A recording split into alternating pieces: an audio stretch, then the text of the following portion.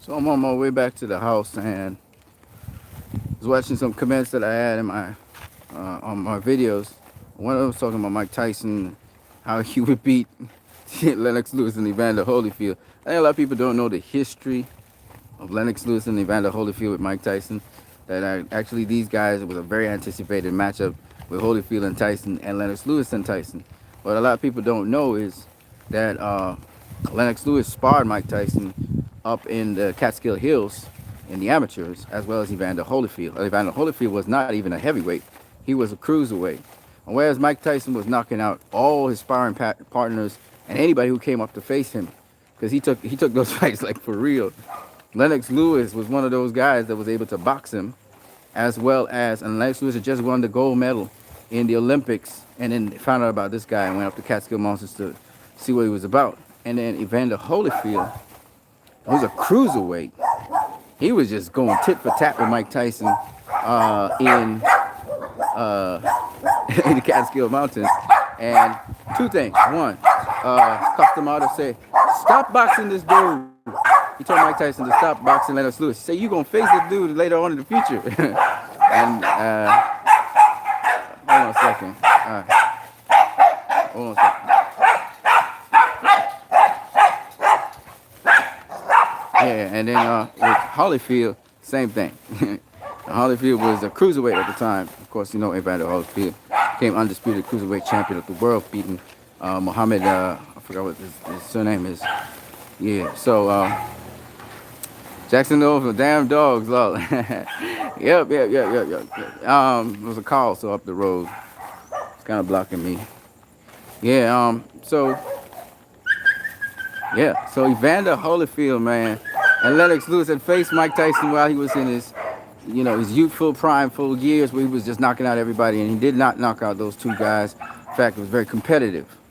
Why I say this is because you have to understand, it was anticipated a long time. Now, when Tyson became undisputed heavyweight champion of the world, the next move. Hold on a second. I'm walking by these dogs, and dogs make a lot of noise. You know how I go with dogs. Yeah. So, just now I get quiet. Um, as I'm heading home and taking this walk, so what happened is that what a lot of people don't know is this was an anticipated thing. Evander Holyfield was legendary because first of all, Evander Holyfield became cruiserweight champion of the world, moved up to heavyweight. They say he was too small, started beating people's ass at heavyweight. So it was anticipated that Tyson would face Evander Holyfield, and then it was anticipated that Tyson would face Lennox Lewis, who was like Lennox Lewis was a killer. You guys need to see the young Lennox Lewis. The motherfucker was agile, quick. I mean, he was a beast, okay? And a lot of people don't know that. So people talking about, Evander Holyfield would have beat Lennox Lewis and he beat, Mike Tyson would have beat Lennox Lewis and Evander. Fuck no. That would have never ever happened. Because he faced them in the amateurs, and those motherfuckers was giving him the work, okay? Lennox Lewis was boxing him, and Evander Holyfield was rumbling with him. He was banging with him. All right, so that's what a lot of people don't know. So when Evander Holyfield finally faced Mike Tyson,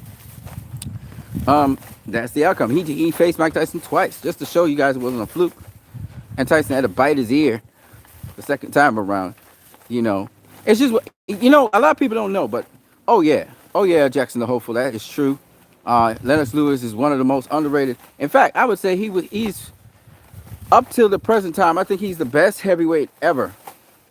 Klitschko was good, but I think Lennox Lewis, and the science behind the boxing. Lennox Lewis will give you the science behind the jab also, but he had a lot of other tools besides just what Emmanuel Stewart was trying to get him to box upright and all that shit.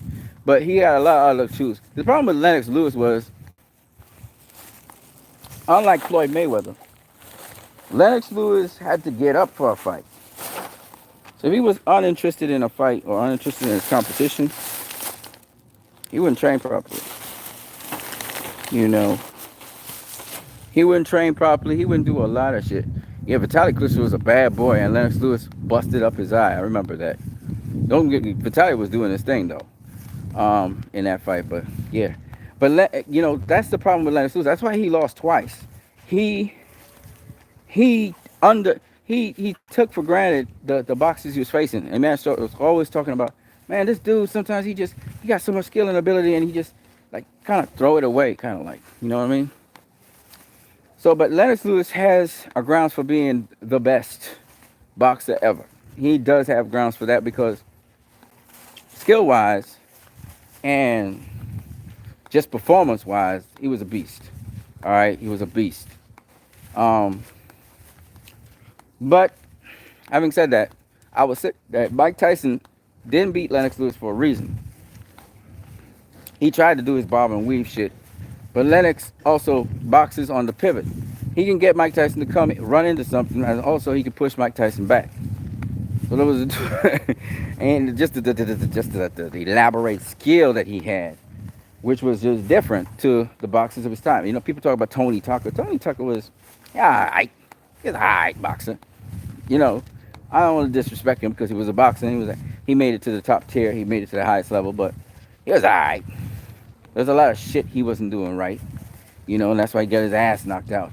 Not to mention he was intimidated by Mike Tyson. You know, and they want to talk about boxers like Pinklin Thomas and what's the other motherfucker's name? Um, shit, it's not coming. The guy he won his first title against, I forgot what his name is. There's the guy that beat Muhammad Ali. I forgot what his name is. But the Jamaican dude. But anyway, those guys were big and bulk up, and they looked like they were pumping weights and shit. But they didn't know. See, there's things you have to know in boxing, and these motherfuckers. That's why I said he's alright. You know what I mean? I'm not going to disrespect him like say he was shit, but today, in today's world, he would be considered a professional boxer, but he ain't going to be no world champion. That motherfucker would have never become a world champion. He would have been a contender maybe, or a traveler. You know, the heavyweight division isn't that deep anyway in this time. The 90s was deeper. But Tyson's time wasn't super deep. You know, until a little bit later it started to heat up. And we started having people in the division that was, you know, skilled and stuff. But I just wanted to talk about Mike Tyson because a lot of people still to this day try to defend him because he was so aggressive outside of the ring. And, you know, he say certain things in New York style. He say, you know, I eat your children and shit like that. You know, and he was very entertaining. I'll give you that. Mike Tyson was very entertaining. His face, his look. He looked like a fucking killer. And so, you know, Jack Dempsey probably was very entertaining himself. And I felt like Mike Tyson kind of took on the spirit of Jack Dempsey to some degree. So, I mean, be that as it may, and you know, you may look at things a certain way.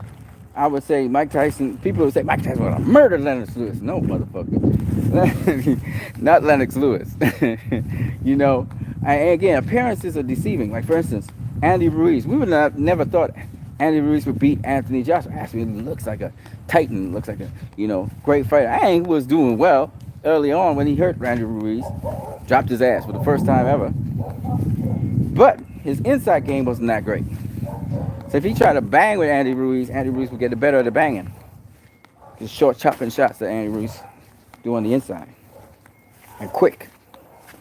So, you know, it's just what it is. And I think a lot of people don't understand styles make fights. Styles make fights. You know what I mean? So it is what it is. You know what I mean? So yeah, I wanted to say that before I get to the house. Talk about Mike Tyson a little bit. And Tyson Fury is named after Mike Tyson. That's to tell you how much of a legend he is. And how much the lore has been really taken in about Mike Tyson. Everybody believes Mike Tyson was in his prime.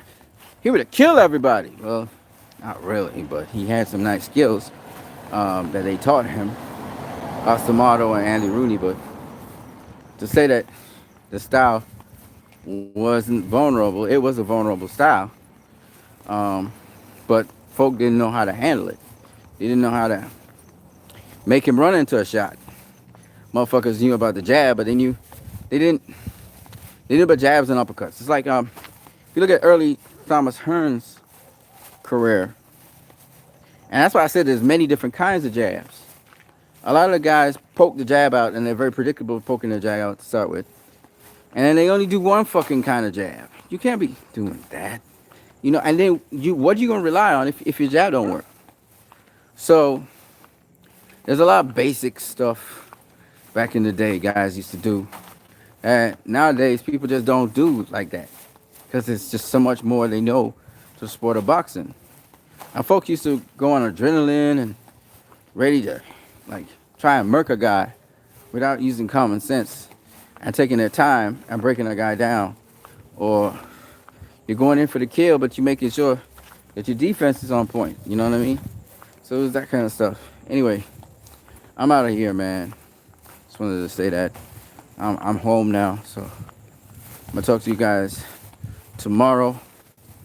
Subscribe. Don't forget you can donate to this channel. I'm showing you guys how you can donate to the channel. You guys have a good one, man. Have a good night. Peace. I'm out.